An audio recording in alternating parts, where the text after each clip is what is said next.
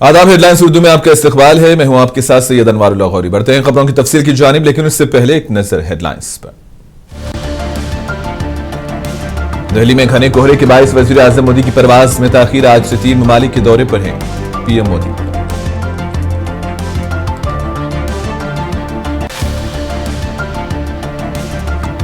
Sydney में यहूदी त्यौहार की तकरीब पर फायरिंग, मरने वालों की तादाद 15 हुई। हमले को दहशतगर्दाना करार दिया गया।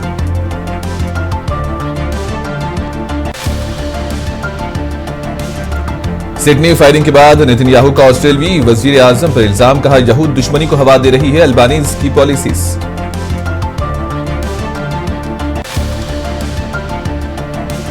दिल्ली जहरीली स्मोक की लपेट में, सड़कों पर धूल का मसला आलूदगी में इजाफे का सबब। Commission for air quality management DDA के कामकाज पर सख्त बरहम।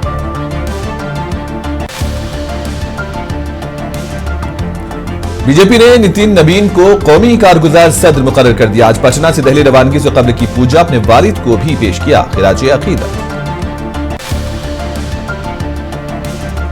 दिल्ली में कांग्रेस की महारैली, राहुल गांधी ने मोदी आरएसएस हुकूमत को हटाने का आवाम से किया मुतालिबा। इलेक्शन कमीशन पर बीजेपी के मफाद में काम करने का लगाया इल्जाम।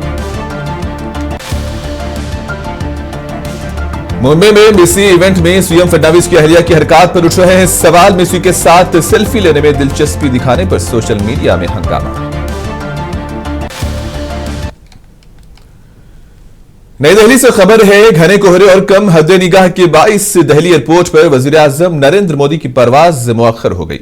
वजीर आजम को आज सुबह 8:30 बजे उर्दन, एथियोपिया और ओमान के 3 मुल्की दौरे पर रवाना होना था। अपने दौरे के आगाज में वजीर आजम मोदी उर्दन जाएंगे, जहां वो ओमान में शाह अब्दुल्ला दुअम के साथ 2 तरफा और वफूद की सतह पर बातचीत करेंगे और हिंदुस्तान उर्दन बिजनेस फोरम से मुश्तरका खिताब भी होगा। यह दौरा हिंदुस्तान और उर्दन के सिफारती ताल्लुकात के 75 बरस मुकम्मल होने के मौके पर हो रहा है। तवक्को है कि पीएम मोदी तारीखी शहर पेट्रा भी जाएंगे।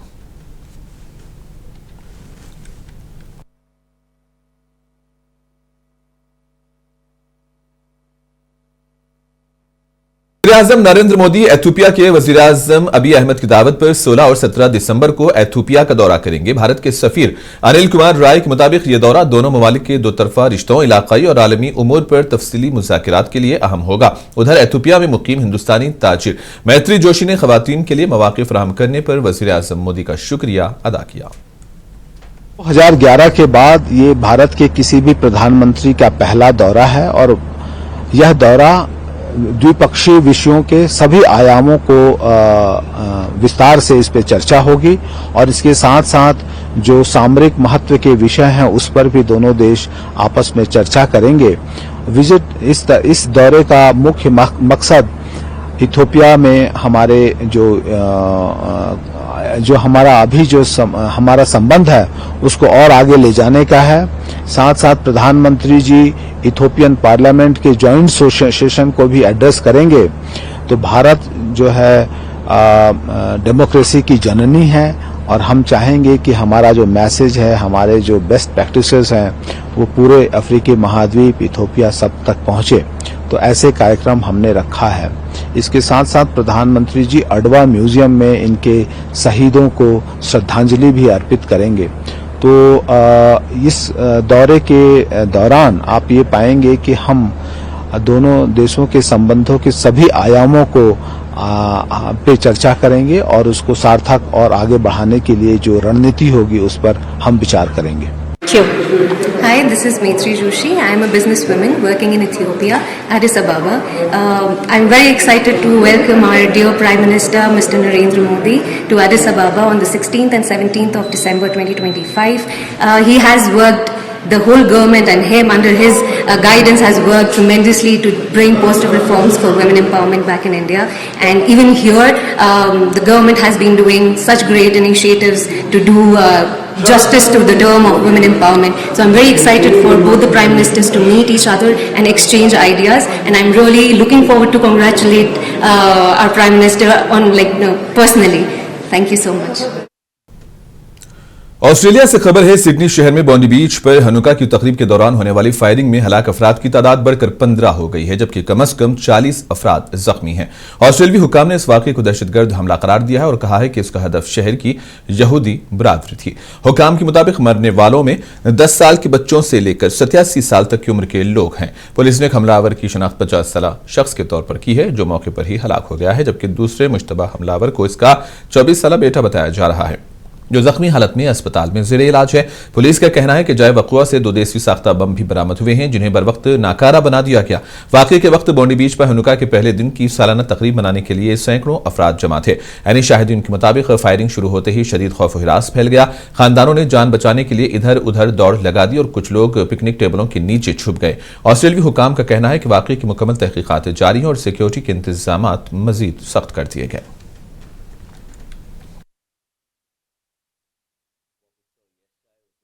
Pure evil, an act of anti-Semitism, an act of terrorism on our shores in an iconic Australian location, Bondi Beach, that is associated with joy, associated with families gathering, associated with celebrations, and it is forever tarnished by what has occurred last evening. This was an attack deliberately targeted at the Jewish community on the first day of Hanukkah, which of course should be a joyous celebration, and the Jewish community are hurting today. Sydney beach पर होने वाली firing के वाकये के दौरान एक मुसल्लह हमलावर को गैर मुसल्लह करने वाला शहरी अहमद अल अहमद इलाज के बाद अस्पताल में सेहतयाब हो रहा है। अहले खाना के मुताबिक 43 साल के अहमद अल अहमद के बाजू और हाथ में गोलियों के जख्म आए थे, जिनके इलाज के लिए उनकी सर्जरी की गई और अब उनकी हालत मुस्तहकम है। अहमद अल अहमद सिडनी में फ्रूट शॉप के मालिक हैं। उन्होंने जान पर खेलकर एक हमलावर को काबू में किया।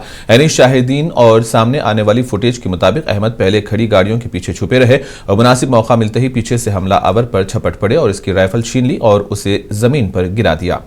सोशल मीडिया पर गर्दिश करने वाली वीडियो में देखा जा सकता है कि सियाह कमीज पहने एक शख्स के हाथ में राइफल है और अहमद अल अहमद दौड़ते हुए इस तक पहुंचते हैं और इसे गैर मुसल्लह कर देते हैं।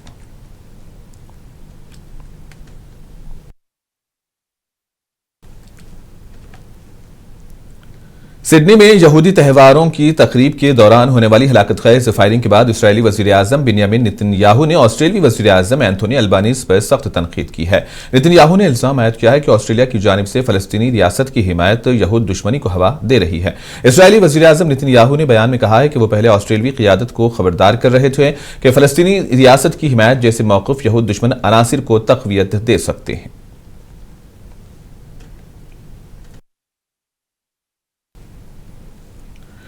एनआईए आज 15 दिसंबर को पहलगाम दहशतगर्द हमला केस में खुसूसी एनआईए अदालत में चार्जशीट दाखिल करेगी और इस हमले में ज्यादातर सयाहों समेत 26 अफराद हलाक हुए थे और एनआईए के मुताबिक तहकीकात में अप्रैल में होने वाले इस हमले में 3 दहशतगर्दों के बराह रास्त मुलविस होने के शवाहिद मिले हैं।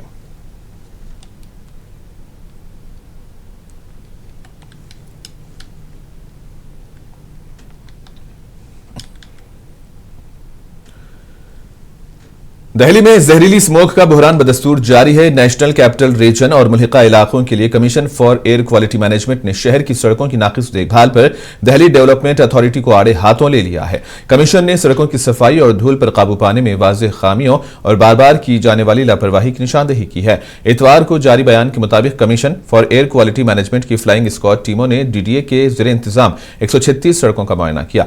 नताइज के मुताबिक 15 सड़कों पर धूल की सतह इंतहाई ज्यादा पाई गई। 38 सड़कों पर दरमियानी दर्जे की धूल रिकॉर्ड की गई। 61 सड़कों पर धूल की मिकदार कम थी, जबकि 22 सड़कें ऐसी थी जहां काबिल जिक्र धूल ही मौजूद नहीं थी।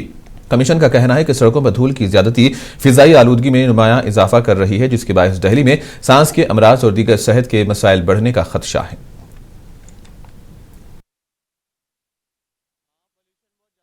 ये मैं घर से निकला सुबह, मतलब सांस नहीं लिया जा रहा बिल्कुल भी ना दिल्ली में।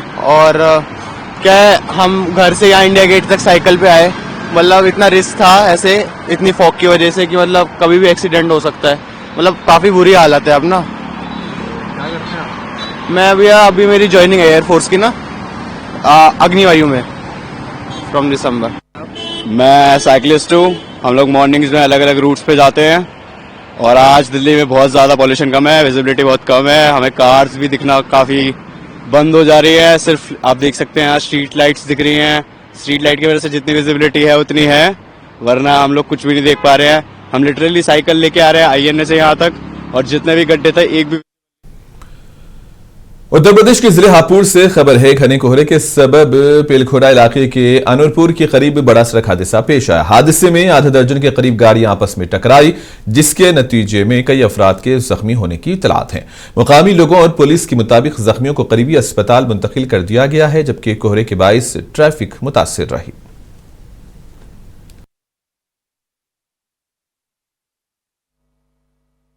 6 मेडिकल से छिजासी टोल प्लाजा से हमें सूचना मिली थी, यहाँ सरस्वती मेडिकल कॉलेज के सामने एक्सीडेंट हुआ था 4-5 गाड़ी, जिसमें कि 4-5 घायल हैं। वो हमने सरस्वती हॉस्पिटल में एडमिट कर दिया और बाकी गाड़ियां हैं, इनके हम वो रोड से हटाएंगे और इनको सर्विस। तो कितनी गाड़ियां होंगी जिनकी टक्कर आप? ये 4 गाड़ियां हैं और एक बाइक है। 6 मेडिकल से छिजासी टोल प्लाजा से हमें सूचना मिली थी, यहाँ शंकराचार्य स्वामी अविमुक्तेश्वरानंद सरस्वती ने पीएमओ को सेवा तीर्थ नाम दिए जाने पर शदीद एतराज किया है। इन्होंने सवाल उठाया कि आईनी तौर पर सेकुलर सरकारी इमारत के लिए हिंदू मजहबी इस्तिलाह का इस्तेमाल क्यों किया जा रहा है। शंकराचार्य ने कहा कि तीर्थ एक मुकद्दस मजहबी मुकाम होता है जो सबके लिए खुला होता है, जबकि सरकारी दफ्तर तक महदूद रसाई होती है।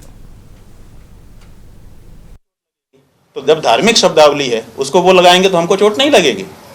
तीर्थ का मतलब क्या होता है? शास्त्रों में तीर्थ का मतलब बताया गया है कि वो जगह जहां के पानी में नहाने से पाप धुल जाते हैं। तो बताइए प्राइम मिनिस्टर आवास में कौन सा वो पानी है जिसमें नहाने से हमारे पाप धुल जाएंगे? एक बात। और दूसरे, क्या हमको वहां पर नहाने के लिए जाने मिलेगा? तीर्थ में तो सबका निर्बाध प्रवेश है। प्रधानमंत्री आवास में कहाँ निर्बाध हमारा प्रवेश है? तो न तो हमारा प्रवेश है, और प्रवेश भी होगा तो वहां पर जाने से हमारे पाप तो धुलने वाले नहीं है। और तीसरी बात यह है कि ये पवित्र शब्द है तीर्थ, वहां पर कोई रोक नहीं है। प्रधानमंत्री आवास में या कार्यालय में कोई भी व्यक्ति नौकरी कर सकता है। वो हिंदू भी हो सकता है, वो मुसलमान भी हो सकता है, कोई ईसाई भी हो सकता है। वो जूता ही पहन करके जाने का नियम है, नंगे पांव तो जाया ही नहीं है। पूरे तीर्थ में चमड़े का जूता पहन करके लोग घूमेंगे। उसमें से मांसाहारी भी बहुत से होंगे। वो जब टिफिन घर से लेकर आएंगे तो मांस भी ले आएंगे, वहीं बैठ करके खाएंगे। आप तीर्थ शब्द का मजाक उड़ा रहे हो। हम क्यों ये परमिट करें? आपके पास शब्दावली नहीं है, आपके पास राजभाषा विभाग है।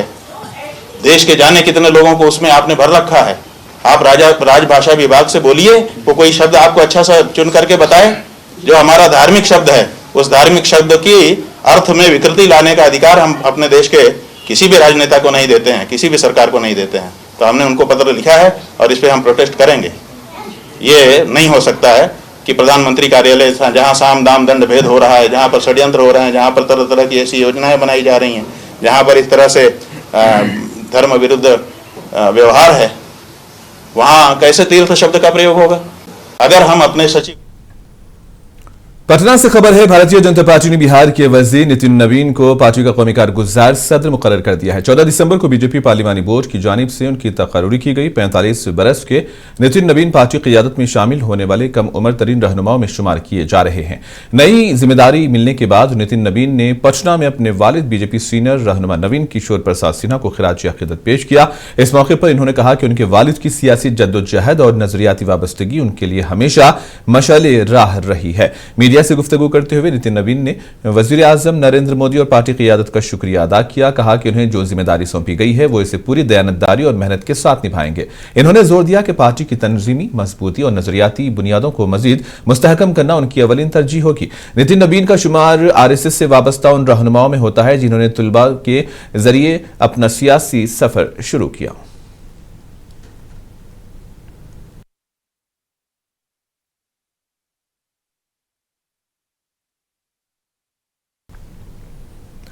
उत्तर प्रदेश बीजेपी को नया सदर मिला है। पार्टी हाईकमान ने पंकज चौधरी को उत्तर प्रदेश बीजेपी का नया सदर मुंतखब कर लिया है और इस सिलसिले में लखनऊ में एक बड़ा जलसा मुनक्किद हुआ, जिसमें मरकजी और रियासती सतह के बीजेपी के सरकर्दा लीडरों, उत्तर प्रदेश के वजीर आला योगी आदित्यनाथ और हजारों पार्टी कारकुन व दीगर भी मौजूद थे। और इसी दौरान मरकजी वजीर पीयूष गोयल ने नौमुंतखबा सदर का ऐलान किया, जिसके साथ ही जलसे में मौजूद पंकज चौधरी के हामियों ने बड़े पैमाने पर नारेबाजी की है। जिसके बाद नौमुंतखब सदर ने कहा कि आज मैं बहुत खुशी और फख्र महसूस कर रहा रहा हूं। मैं इस ओहदे पर रहकर पार्टी के उसूलों को मजबूत बनाने और कारकुनों की खिदमत करने के लिए पुरअज़्म हूं।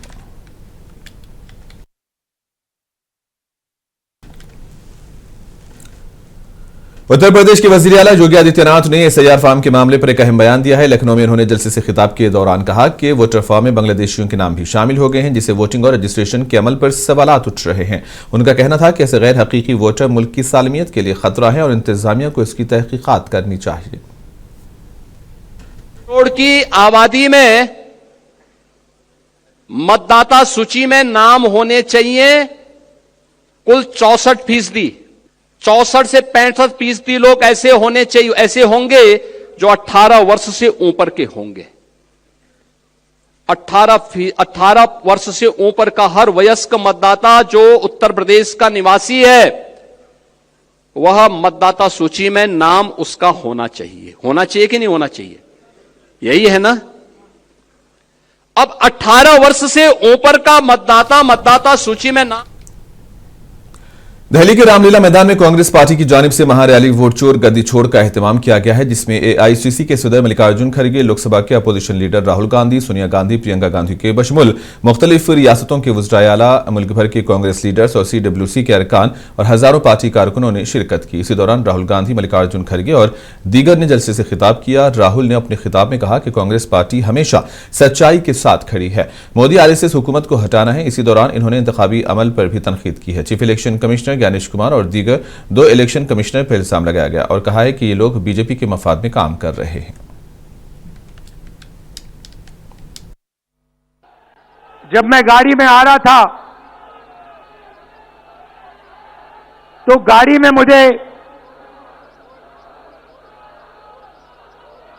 मुझे बताया कि अंडमान निकोबार में मोहन भागवत ने एक बयान दिया। मेरा भाषण का प्लान दूसरा था, मगर जब मैंने उनका बयान सुना तो मैंने अपना पूरा प्लान बदल दिया, भाषण का प्लान। गांधी जी कहते थे कि सत्य सबसे जरूरी चीज है। हमारे धर्म में सत्य को सबसे जरूरी माना जाता है। आपने सुना होगा सत्यम शिवम सुंदरम, सुना है? हमारे धर्म में कहा जाता है सत्यम शिवम सुंदरम। आपने सत्यमेव जयते भी सुना होगा, सुना है? अरे भाई कांग्रेस के कार्यकर्ता हो, सुना है? अब मोहन भागवत का बयान सुनिए। विश्व सत्य को नहीं, शक्ति को देखता है। जिसके पास शक्ति है उसे माना जाता है।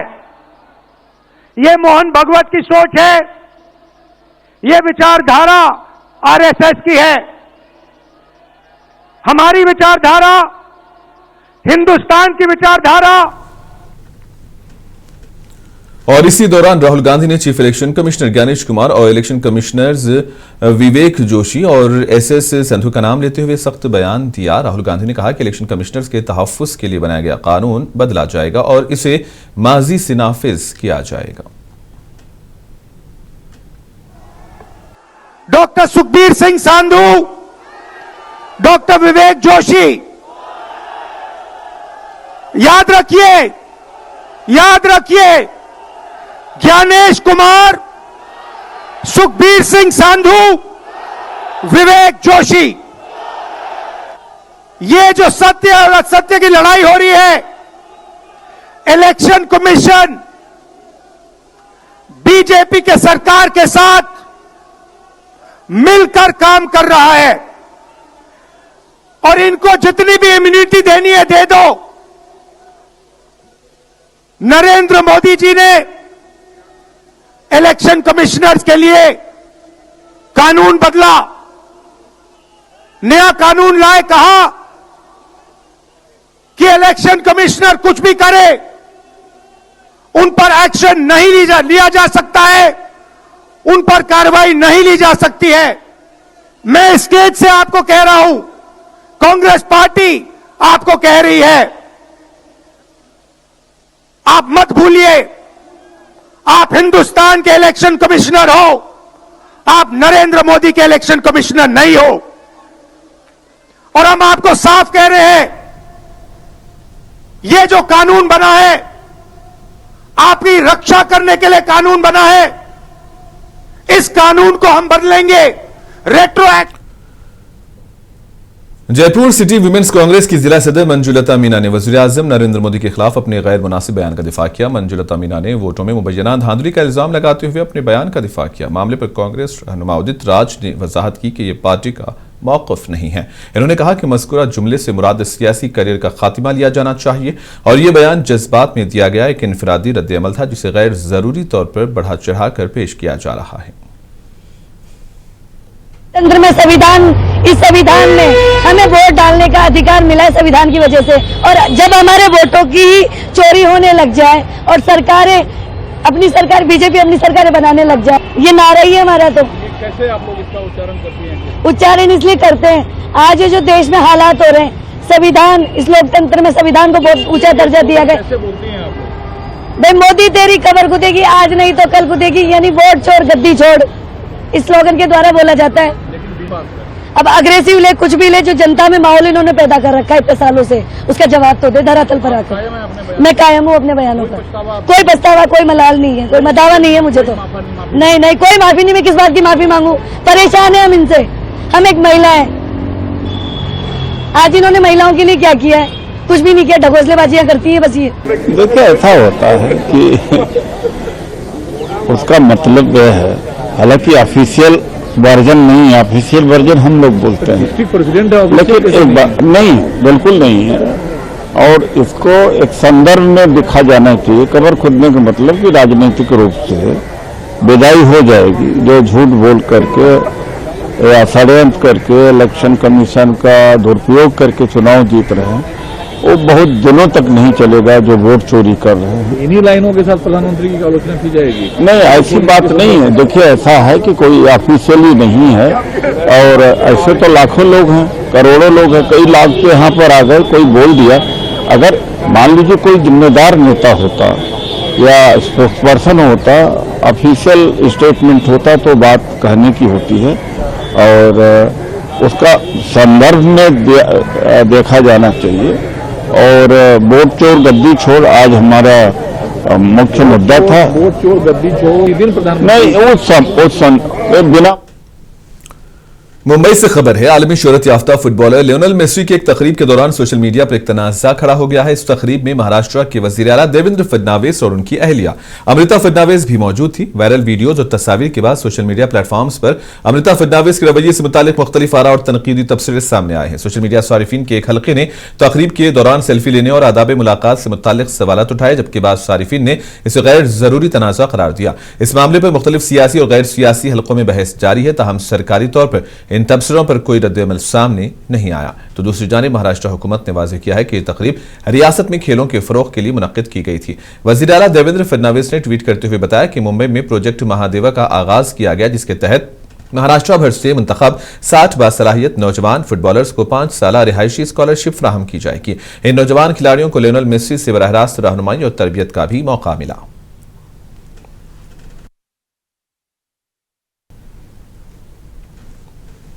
और इसी के साथ ही खबरों का सिलसिला यहीं पर इख्तिताम पजीर होता है। दीजिए इजाजत, आदाब।